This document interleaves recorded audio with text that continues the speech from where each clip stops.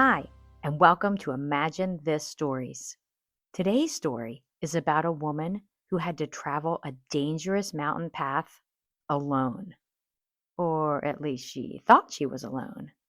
This story happened many years ago, but it's been told by missionaries who knew her, and they never forgot it.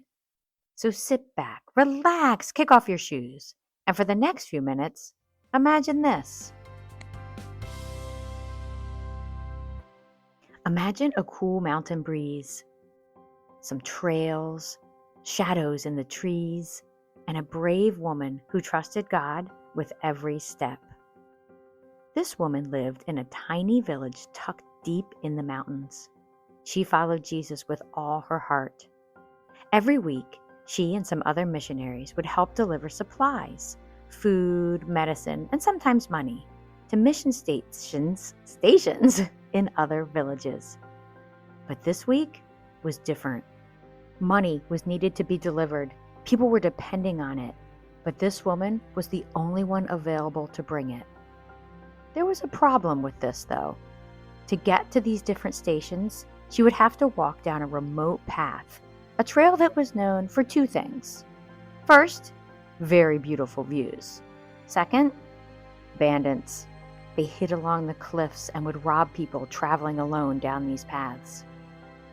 No one liked to travel alone down these roads. But this woman felt a deep peace, like God was saying, "Go ahead, I'll be with you." So she prayed, packed her bag, tied on her sandals, and stepped onto the trail. The path twisted through pine trees and rocky ledges. Birds chattered overhead. Far below, a river sparkled in the sunlight. She may have hummed some songs as she walked, maybe some hymns. Her voice sounded tiny in the huge mountains. Every once in a while, she thought she heard something, a crack of a branch, a rustle in the bushes. But whenever she looked around, she didn't see anything. So she prayed out loud, "Lord, keep me safe. You are my protector."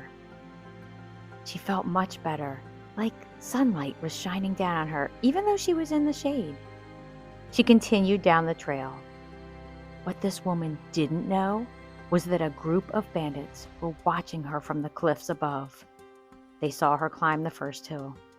They saw her cross the narrow bridge. They saw her walk along the edge of the ravine. "She's alone," one whispered.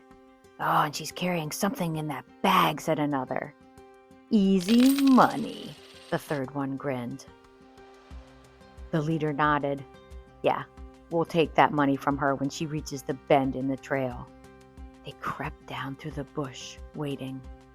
The woman kept walking and praying. She rounded the bend. The bandits started to step forward and then froze. Every single one of them backed away, eyes wide open. "Not today," the leader hissed. "Not with them." They turned and ran.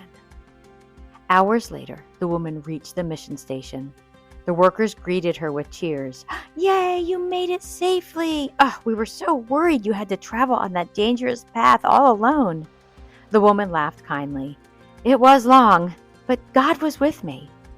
She handed over the money and everyone thanked her.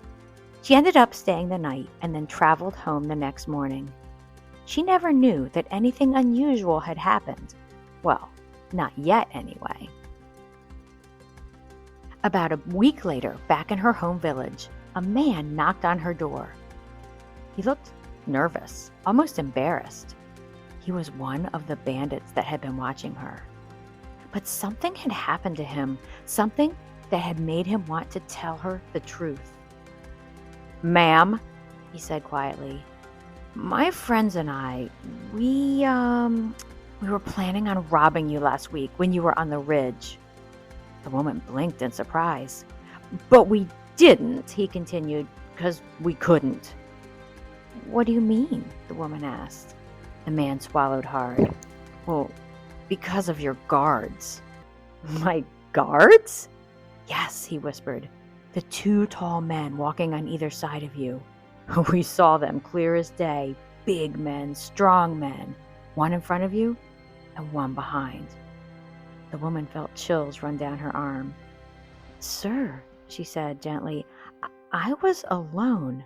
The man shook his head. "No, you weren't." That night, the woman sat outside under the stars, thinking.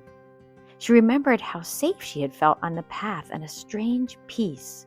Even with the rustling in the bushes and other strange noises, she hadn't felt afraid. God had been with her, just like He promised. She remembered some verses from the book of Psalms, chapter 91, that said, "He will order His angels to protect you wherever you go." She whispered, "Thank you, Lord. I wasn't alone after all." And she never forgot it. Wow, what a cool story.